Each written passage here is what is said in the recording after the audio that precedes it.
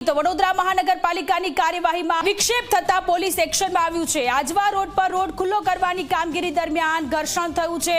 ટોળું વિખેરવા માટે પોલીસની ટીમે હળવો લાઠીચાર્જ કરવો પડ્યો છે। વિસ્તારના લોકોએ વિરોધ કરતા મામલો બિચક્યો। પરિસ્થિતિ પર કાબુ મેળવવા માટે પોલીસની ટીમે લાઠીચાર્જ કર્યો છે।